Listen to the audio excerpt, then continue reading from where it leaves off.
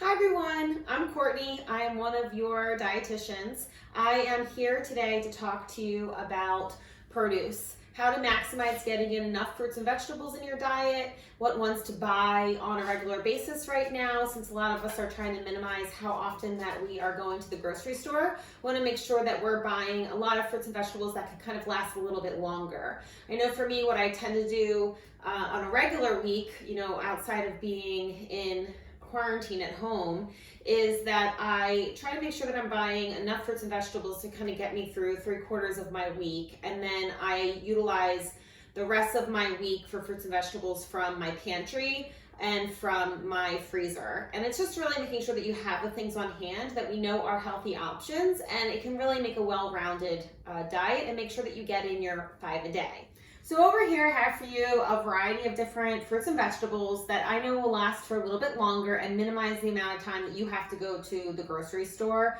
Hopefully the goal is to really go no more than once a week, but if we could stretch out to up to 2 weeks in between shopping trips, that's really ideal for all of us to minimize our exposure.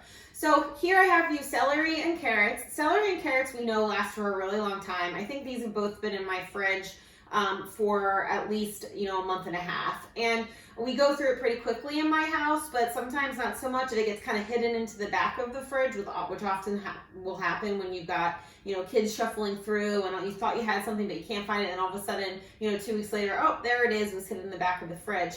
These types of vegetables won't go bad, they won't spoil quickly, and we know that also that celery and carrots are a great base for lots of different recipes. Whether you're making a soup, a stew, a crock pot meal, or just have them prepped and ready to go to snack on, which is always a go-to in my house.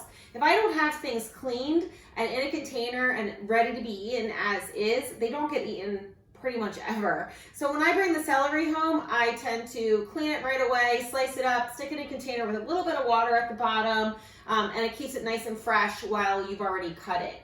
Same thing with the carrots. I buy baby carrots for the kids, but I actually like the sweetness of the whole carrots myself. Cabbage, anything in the cruciferous vegetable family tends to really last for a good amount of time in your fridge. So red cabbage, green cabbage, Brussels sprouts, broccoli, cauliflower, these all have a really long shelf life, so it's great to kind of buy them and have them in there and kind of use them as you need them.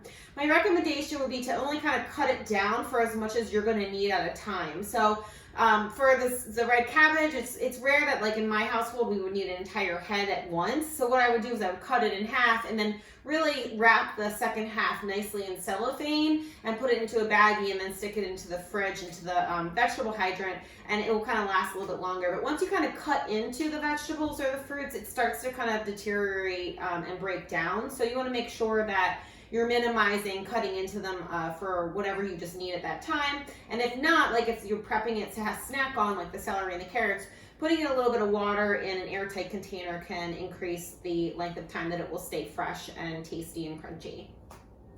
Other than our vegetables over here, I've got obviously our root vegetables last for a long time. So potatoes, sweet potatoes, I've got red and white potatoes here, and things like turnips and parsnips. They really last for a good amount of time too in the fridge. So make sure you have them available. They always make a quick base for any kind of stew. Who doesn't like a baked potato with a piece of baked chicken?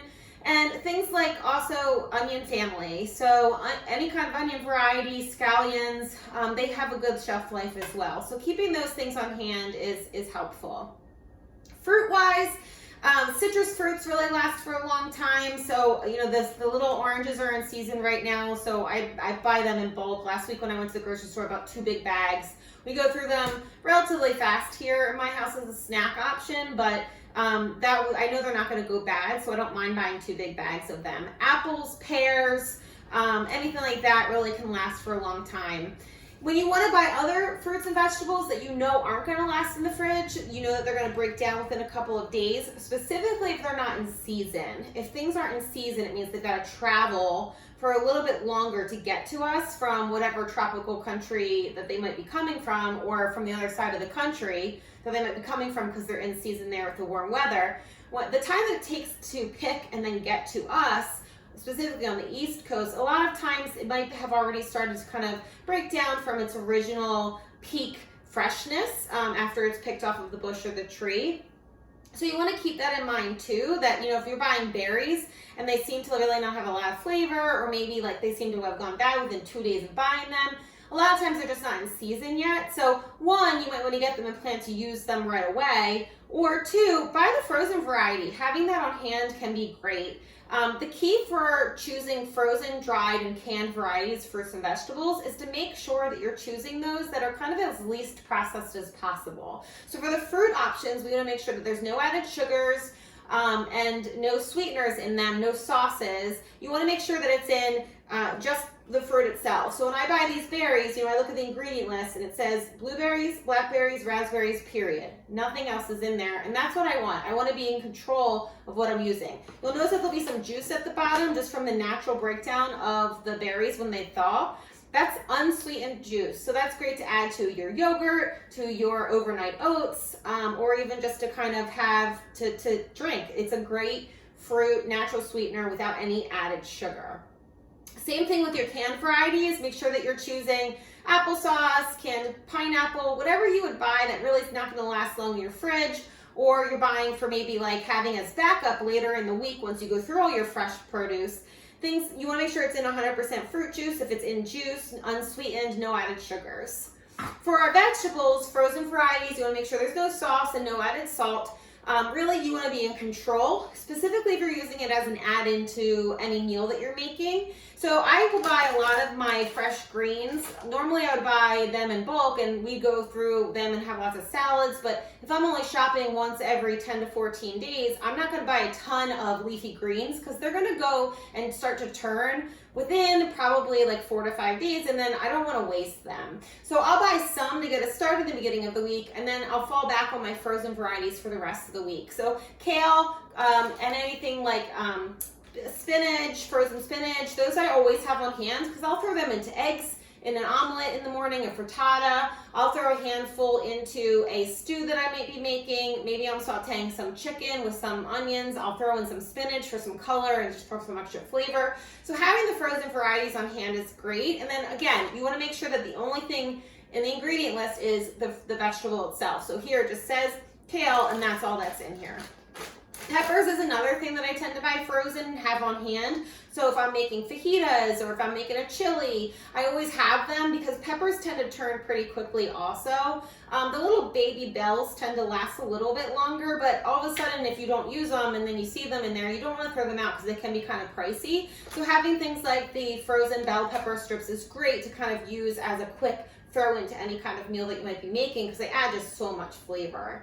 And then for canned varieties of vegetable, again, you want to either be looking for low sodium so that you know then it has no more than 140 milligrams per serving, or you want to be choosing the no salt added varieties. Either of those is a great option. For some things you can't find in the no salt added or low sodium varieties, things that might not be as popular, like maybe like artichoke hearts or certain kinds of beans, just get them and drain and rinse them, and you'll drop the sodium by about 30%. And that's pretty significant. So it's not going to make it a low sodium option, but at least you'll be able to decrease some of the salt in the product itself. And that way, again, you're in a little bit more control of the flavor. So overall, I just wanted to kind of give everybody a heads up for how are we choosing, how are we shopping for the produce that's going to last a little bit longer in our households to minimize our shopping. And then the other part of this is to make sure that you're eating it and getting enough in. I think right now a lot of us are gravitating more towards our comfort foods, more towards our sweets, and it's definitely happening in my house. But we have to make a concerted effort to make sure that you are getting in your 5 a day. So 5 servings a day is the recommended amount for any healthy adult and kid. And a serving is typically a cup. So a cup of berries, a cup of salad, a cup of lettuce, or if it's chopped up, it can be a half a cup if it shrinks down a lot, like cooked spinach. If you're doing applesauce or cut pineapple like this, it could be a half of a cup. Dried fruit varieties, it's a quarter of a cup serving, or it's a piece, that fits in your hand like a baseball size. So think about that and getting your 5 a day. And how you do that, honestly, is really just making sure that every time that you eat in the day, you're choosing to have something colorful on your plate for whether it's a meal or a snack. I think a lot of us try to incorporate some at breakfast. Occasionally we'll have, one at lunch, whether it's a salad and we've got lettuce as the base, or maybe we're having an apple or a pear or an orange to finish off the meal. And then dinner, we often have a vegetable that's cooked, whether it's, steamed broccoli or spinach or something like that.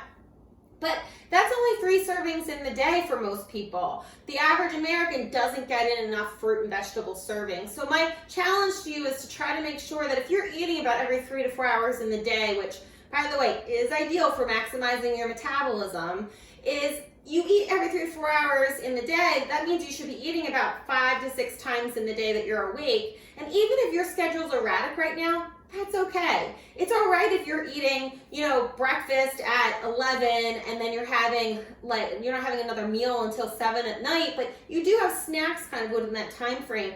Make an effort to try to include a fruit or a vegetable at each meal or snack, and then it's a no-brainer that you're going to get in that 5 servings in the day. So I challenge you to do that. So that's all I've got for you today. I encourage you to test out my theory on these different fruits and vegetables that will last a little bit longer. Like I said, fortify what you've got in your pantry and your freezer for your other varieties. So once you go through your fresh, you've got your backups for your different meal options. And you guys stay safe, you stay healthy, and I'll see you next time. Bye.